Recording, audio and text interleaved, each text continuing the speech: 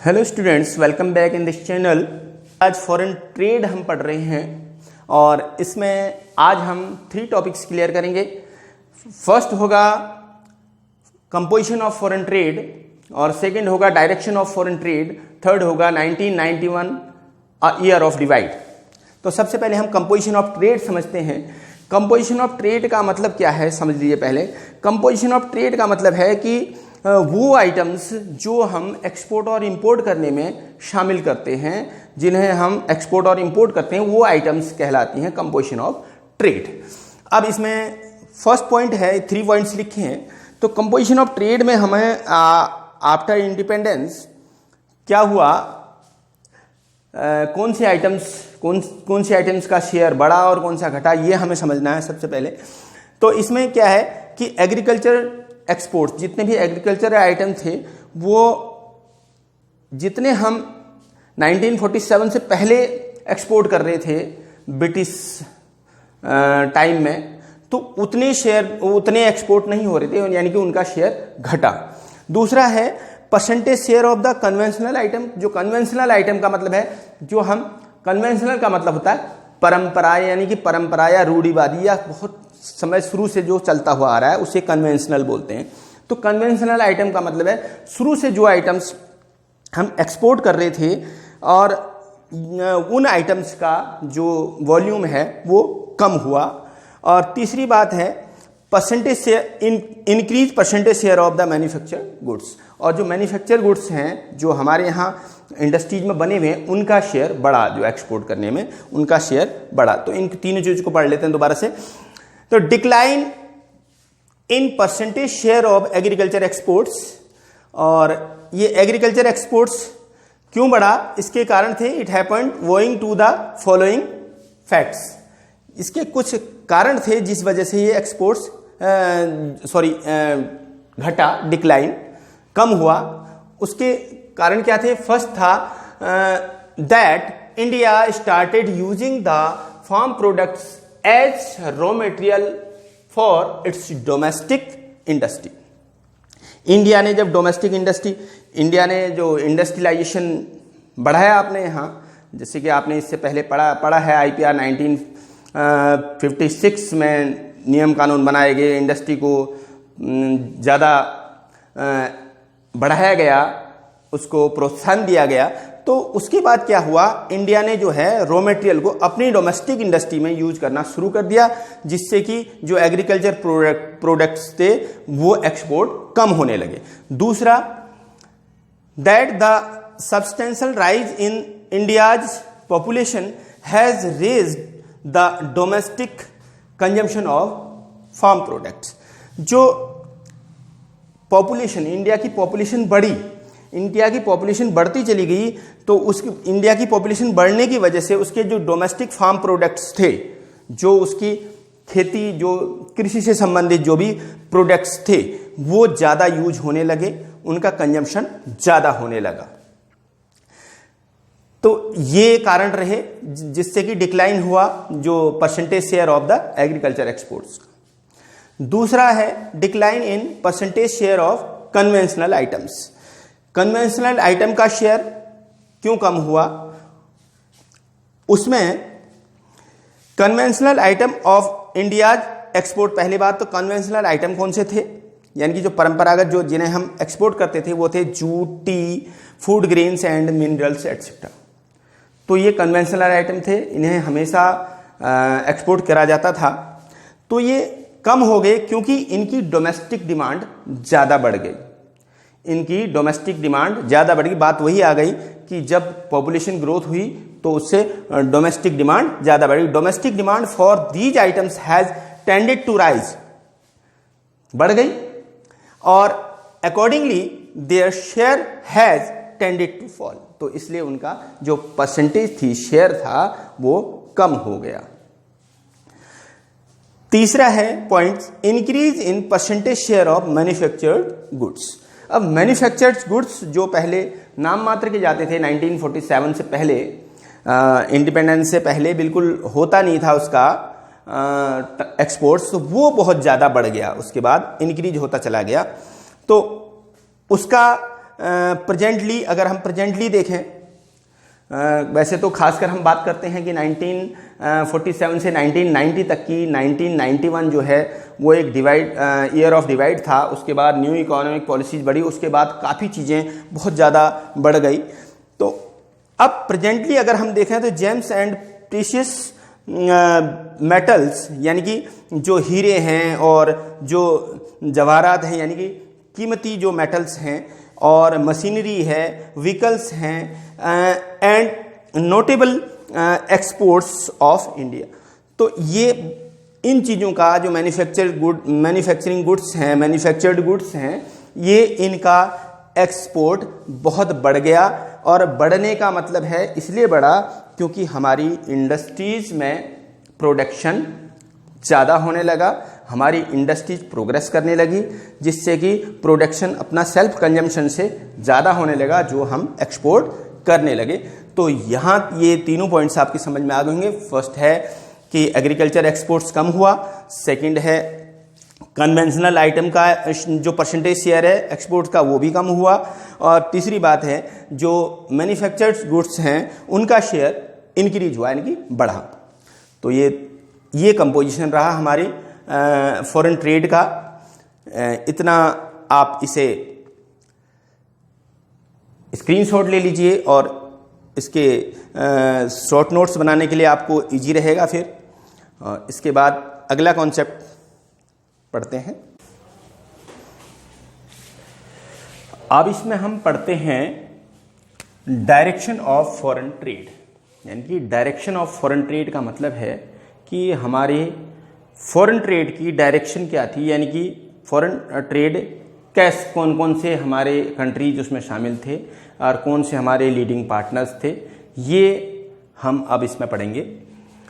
देखिए direction of foreign trade में presently की बात करें, प्रेजेंट की, तो our major trading partners UAE, China, USA, Switzerland, Singapore और Australia, Iran, Hong Kong, Korea, Indonesia, UK, Japan and Belgium, ये हमारे मेजर पार्टनर्स हैं। मेजर पार्टनर्स का मतलब है बड़े पार्टनर हैं। वैसे तो ऑल ओवर वर्ल्ड में इंटरनेशनल ट्रेड होता है, लेकिन जो मेजर पार्टनर्स हैं, जो जहां हम ज़्यादा विदेशी व्यापार करते हैं या फॉरेन ट्रेड ज़्यादा करते हैं, वो हैं यूएई, चाइना, यूएसए, स्विट्जरलैंड।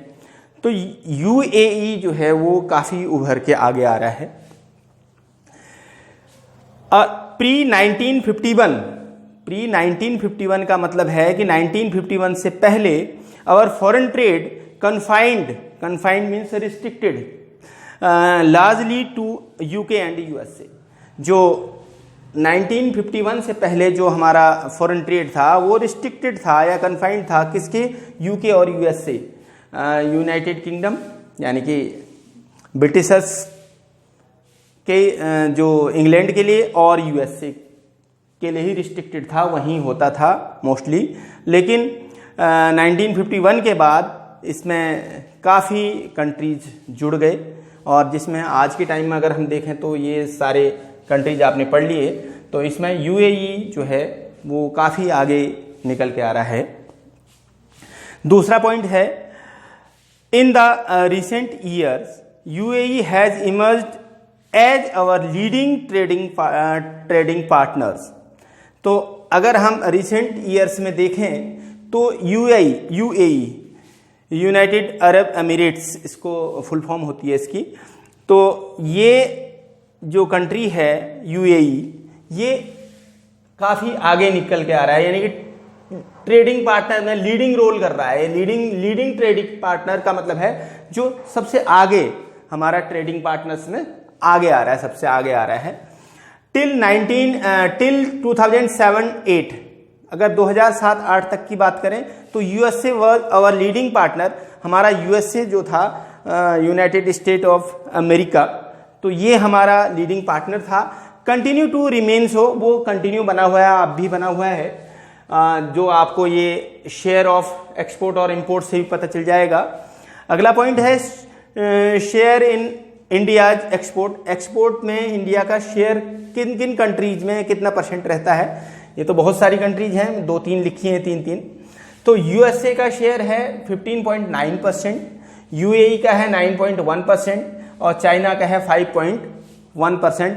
किसमें? एक्सपोर्ट में। एक्सपोर्ट में देखिए चाइना जो है, एक्सपोर्ट हमारा यहाँ से चाइना में बहुत कम होता है, सबसे ज़्यादा यूएसए के लिए हो रहा है और फिर यूएई के लिए, फिर चाइना के लिए। अगर शेयर इन इंडिया इंपोर्ट, अगर हम इंपोर्ट की बात करते हैं तो इंपोर्ट में क्या शेयर है? चाइना सबसे ज़्यादा इंपोर्ट हम चाइना से करते हैं, क्योंकि आप सभी जानते हैं कि मार्केट जो है वो पूरा डोमिनेंट किससे है? चाइनीज आइटम्स से हो चुका है, क्योंकि चाइनीज आइटम जो हैं वो कंपैरेटिवली कम कॉस्ट होती है, उनकी प्राइस कम होती है, इसलिए लोग चाइनीज आइटम्स को ज़्यादा पसंद करते हैं, तो उससे इंपोर्ट ज़्यादा बढ़ जाता है और 13.7% है। यूएसए का 6.9% है और सऊदी अरेबिया का 5.6% है। ये इंपोर्ट की कंडीशन है, ये एक्सपोर्ट की कंडीशन है। इस तरह से आपको ये समझ में आ गया होगा direction of the foreign trade हमारा कैसा था। उसके बाद अगला पॉइंट है, अगला जो कॉन्सेप्ट है वो है 1991 a year of divide. 1991 a year of divide, इसे ईयर ऑफ डिवाइड कहा जाता है। 1991 को क्यों कहा जाता है? ये इसलिए कहा जाता है कि 1991 में न्यू इकोनॉमिक पॉलिसी बनी थी। उससे पहले जो था हम ये इनवर्ड लुकिंग ट्रेड स्ट्रेटजी पर काम कर रहे थे। इनवर्ड लुकिंग ट्रेड स्ट्रेटजी होती है कि हम इंपोर्ट सब्स्टिट्यूशन को ध्यान में रख के हम जो भी ट्रेड कर रहे थे, जो भी मैन्युफैक्चरिंग कर रहे थे, वो काम हो रहा था। लेकिन 1991 में क्या हुआ? LPG, liberalisation, privatisation and globalisation, इस पर जोर दिया गया और इससे क्या हुआ? ग्लोबलाइजेशन जो है वो उसका मतलब होता है कि पूरा जो वर्ल्ड है उसमें आप कहीं भी फ्रीली ट्रेड कर सकते हैं, व्यापार कर सकते हैं। इस वजह से जो हमारा ट्रेड है उसमें एक इंटरनेशनल ट्रेड में एक रिवोल्यूशन यानी कि क्रांति आ गई, समझ लीजिए। तो इसलिए इसे ईयर ऑफ डिवाइड कहा जाता है। The volume of the trade has tended to gain momentum only after 1990। जो हमारा वॉल्यूम ऑफ द ट्रेड का मतलब है जो हमारा ट्रेड का आकार, यानी कि जितना हम इंटरनेशनल ट्रेड करते हैं, इंपोर्ट और एक्सपोर्ट करते हैं, वो वॉल्यूम ऑफ ट्रेड होता है। वो जो है फायदेमंद कब हुआ? हमें 1990 के बाद। क्यों हुआ? इट इज बिकॉज, क्यों हुआ? Till 1990 we were relying on inward looking trade strategy.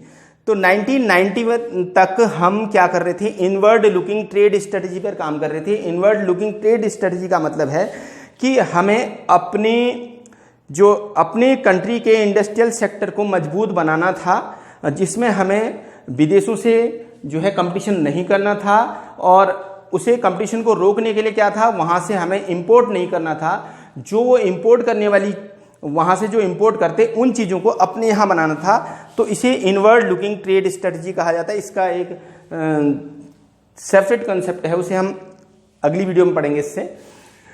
तो इसलिए हम इनवर्ड लुकिंग ट्रेड स्ट्रेटजी पर वर्क कर रहे थे और which failed to yield the desired result, जिसे हमें कोई अपने जैसे हम आशा रखते थे रिजल्ट्स की, वो रिजल्ट देने में वो फेल रही इनवर्ड लुकिंग ट्रेड स्ट्रेटजी। इससे हमें अच्छे रिजल्ट नहीं मिले। दूसरी बात, it was only in 1991 that we shifted to the strategy export promotion. और हमने फिर 1991 में हमारी कंट्री ने क्या करा कि अपनी स्ट्रेटजी को चेंज कर दिया, उसको शिफ्ट कर दिया स्ट्रेटजी एक्सपोर्ट प्रमोशन में। यानी कि एक्सपोर्ट प्रमोशन, हम एक्सपोर्ट ज़्यादा करने लगे, एक्सपोर्ट पर जोर देने लगे। तो इससे क्या हुआ? Which triggered a rise in our export, जिससे हमारे जो एक्सपोर्ट हैं वो काफ़ी तेजी से बढ़े। एंड इंपोर्ट्स, अब जब एक्सपोर्ट बनेंगे तो हम इंपोर्ट भी करेंगे चीज़ों को, उसके लिए प्रोडक्शन के लिए बहुत सारी चीज़ें हमें चाहिए भी, और जब हम किसी के साथ व्यापार करेंगे तो हमें भी लेना पड़ेगा वहाँ से। तो इंपोर्ट और एक्सपोर्ट दोनों बढ़ गए, जिससे हमें बहुत फ़ायदा हुआ। तो इसलिए इसे कहा जाता है 1991 को अ ईयर ऑफ डिवाइड कहा जाता है। आज का ये कॉन्सेप्ट यहाँ एंड हो जाता है। तो आज की वीडियो में आपने जो भी ये चीज़ें पढ़ी हैं इनको नोट्स बना लें। देखिए, इनका एक स्क्रीनशॉट ले लें और उसके बाद इनको फिर एक सेपरेट कॉपी में नोट्स बनाएं और उसको पढ़ते रहें, जिससे कि आपको आगे एग्ज़ाम में बहुत हेल्प मिलेगी। और हमारा अगर कोई किसी ने हमारा ये चैनल सब्सक्राइब नहीं किया हो तो इसे सब्सक्राइब कर लें और शेयर करते रहें please. Thank you very much.